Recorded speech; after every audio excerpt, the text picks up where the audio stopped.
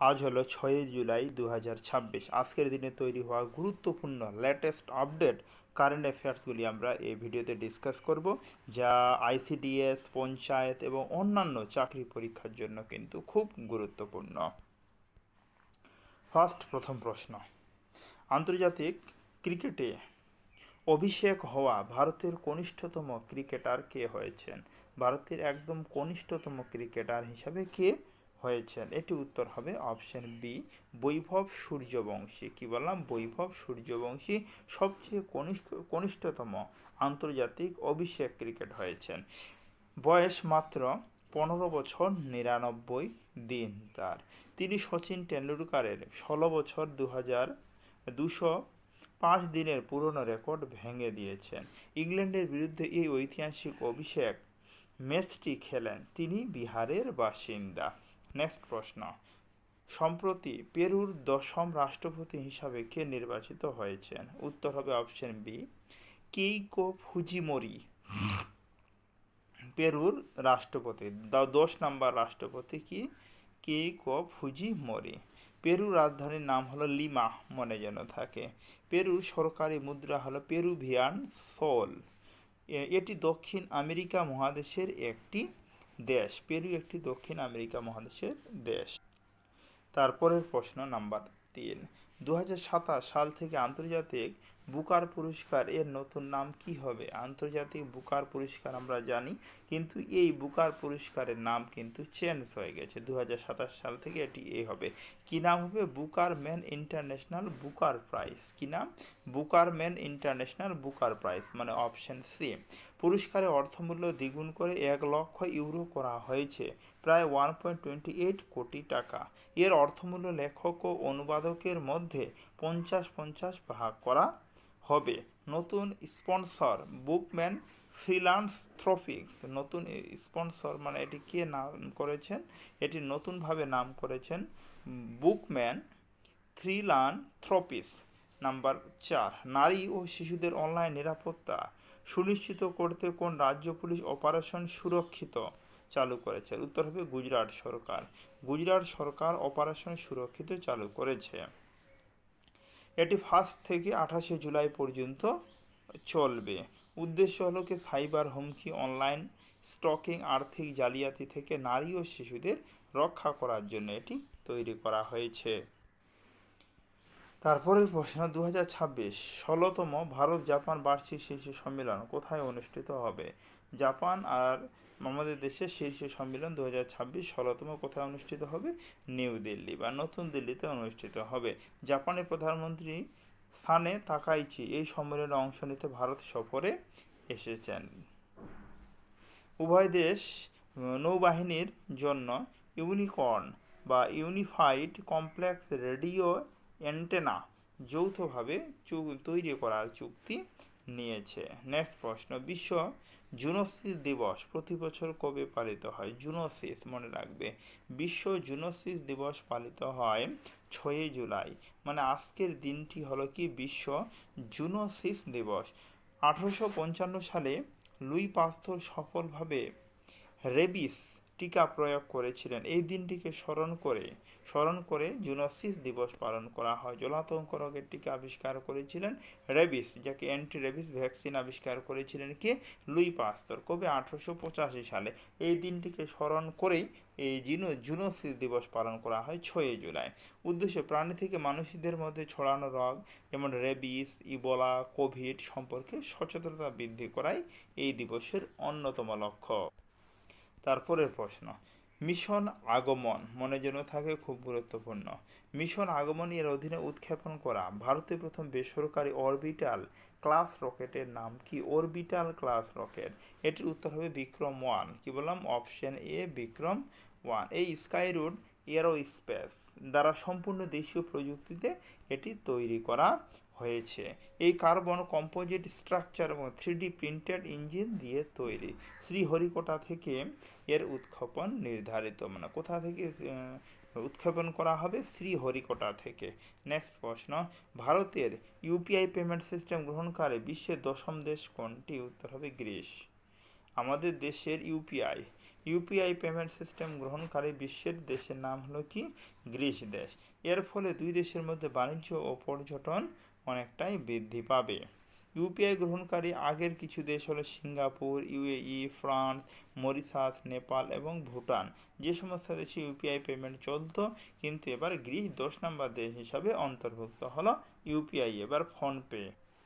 তারপরের প্রশ্ন, সম্প্রতি 23টি নতুন জিআই ট্যাগ পাওয়ার পর কোন রাজ্য ভারতের তৃতীয় সর্বোচ্চ জিআই ট্যাগ প্রাপ্ত রাজ্য হয়ে উঠেছে? উত্তর হবে কি? পশ্চিমবঙ্গ। পশ্চিমবঙ্গ ভারতের জিআই ট্যাগে তৃতীয় স্থান অধিকার করেছে। পশ্চিমবঙ্গ মোট জিআই ট্যাগের সংখ্যা হলো 59টি, মনে থাকে। পশ্চিমবঙ্গে মোট জিআই ট্যাগের সংখ্যা কয়টি? 59টি। জিআই ট্যাগের তালিকায় উত্তরপ্রদেশ রয়েছে প্রথম, তামিলনাড়ু রয়েছে কি? দ্বিতীয়। উত্তরপ্রদেশকে প্রথম, আর তামিলনাড়ু রয়েছে, তামিলনাড়ু রাজ্য দ্বিতীয় স্থান, তৃতীয় কে? পশ্চিমবঙ্গ। পশ্চিমবঙ্গের নতুন জিআই ট্যাগ প্রাপ্ত পণ্যের মধ্যে রয়েছে ঐতিহ্যবাহী কাঠের ডিঙি নৌকা, জলভরা সন্দেশ, কৃষ্ণনগরের মাটির পুতুল ইত্যাদি। নেক্সট প্রশ্ন, বিশ্বের বৃহত্তম ডিজিটাল ক্যামেরা সহ ভেরাসি রুবিন মানমন্দির কোন দেশে অবস্থিত, যা 10 বছরে মহাকাশ মিশন শুরু করেছে? উত্তর হবে অপশন বি, চিলিতে রয়েছে। কোথায় অবস্থিত? চিলিতে। এই মানমন্দিরে 3200 মেগাপিক্সেলের সেন্সর যুক্ত ক্যামেরা রয়েছে, 3200। এটি মহাবিশ্বের সবচেয়ে বিস্তারিত ডিজিটাল মানচিত্র তৈরি করতে legacy survey of speech and time mission শুরু করেছে। কোথায় অবস্থিত? এটি বিশেষত চিলিতে অবস্থান করেছে। তারপরের প্রশ্ন, বাণিজ্যিকভাবে মাচা চা, মনে রাখবে মাচা চা, চা 3 প্রকার কিন্তু, কালো চা, উলং চা, মাচা চা। উৎপাদনকারী ভারতের প্রথম রাজ্য কোনটি? উত্তর হবে আসাম। কি বললাম?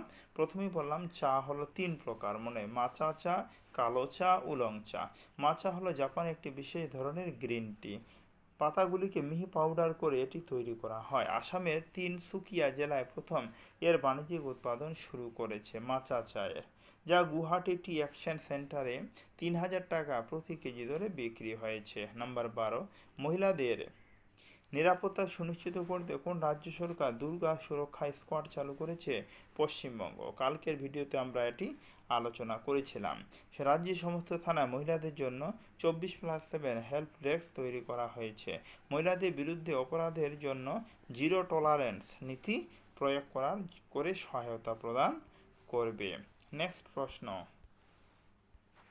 Number 13, 12 submarine cable system Bharat, Malaysia ও কোন দেশকে যুক্ত করেছে? উত্তর হবে কি? সিঙ্গাপুর। কোন দেশকে যুক্ত করেছে? সিঙ্গাপুর। এটি প্রায় 3600 কিমি লম্বা সমুদ্রের নিচের ফাইবার অপটিক্যাল কেবল, মানে Bharat 12 submarine cable system Bharat ও মালয়েশিয়া এবং কোন দেশকে যুক্ত করেছে? সিঙ্গাপুর। Fibre optical. ভারতে এটি অন্ধ্রপ্রদেশে মছলিপত্তনম ও চেন্নাই এসে পৌঁছাবে। এর ফলে ইন্টারনেট স্পিড এবং এআই বা ক্লাউড কম্পিউটিং ব্যবস্থা আরও উন্নত হবে। এবার এখানে আমি একটা কথা বলি, ভালো করে শোনো, যে ফাইবার অপটিক্যাল ধারা কি? বিশেষত ফাইবার অপটিক্যাল মূলত ইন্টারনেট যে আমরা ব্যবহার করি, ইন্টারনেট দুইভাবে তৈরি হয় বা দুইভাবে সাপ্লাই হয়। যেমন ফার্স্ট একটা হলো আমরা জানি স্যাটেলাইটের মাধ্যমে চলভাস হয়, স্যাটেলাইটের মাধ্যমে। আর দ্বিতীয় হলো কি? সমুদ্রের ভিতর দিয়ে ফাইবার অপটিক্যাল তার বিছিয়ে ইন্টারনেটের পরিষেবা প্রদান করা হয়। তবে একটা কথা, যে স্যাটেলাইটের মাধ্যমে ইন্টারনেট পরিষেবা থেকে যে সমুদ্রের নিচে ফাইবার অপটিক্যাল তারের প্রয়োগ করে যে ইন্টারনেট ব্যবহার করা হয়, সেটি কিন্তু অনেক স্পিড এবং অনেক উন্নত, সেটি এবার নতুন যুক্ত হতে চলেছে। নেক্সট প্রশ্ন, নম স্বচ্ছতা অভিযান এবং অমৃত পান অভিযান সম্প্রতি কোন রাজ্যে শুরু করেছে? উত্তর হবে গুজরাট। কি বললাম? নম স্বচ্ছতা অভিযান এবং অমৃত পান অভিযান গুজরাট রাজ্য শুরু করেছে। নম স্বচ্ছতা অভিযান সরকারি হাসপাতালগুলিকে পরিষ্কার ও পরিচ্ছন্ন করার উদ্যোগ। অমৃতপান অভিযান শিশু ও মায়ের সঠিক পুষ্টি ও দুধ খাওয়ানো সম্পর্কে সচেতনতা বৃদ্ধি করা হয়েছে। নেক্সট প্রশ্ন, নাম্বার হলো 15, ইট রাইট ক্যাম্পস শংসাপত্র পাওয়া ভারতের প্রথম বিমানবন্দর কোনটি? ইট রাইট ক্যাম্পস পাওয়া ভারতের সর্বশেষ বিমানবন্দর নাম চৌধুরী চরণ সিং আন্তর্জাতিক বিমানবন্দর। এই বিমানবন্দরটি লখনৌতে অবস্থান করেছে। খাদ্য নিরাপত্তা ও পরিচ্ছন্নতার উচ্চমান বজায় রাখার জন্য FSSAI মানে food safety and standards authority of India এই শংসাপত্র প্রদান করেছে। কোন বিমানবন্দরকে? চৌধুরী চরণ সিং আন্তর্জাতিক বিমানবন্দর।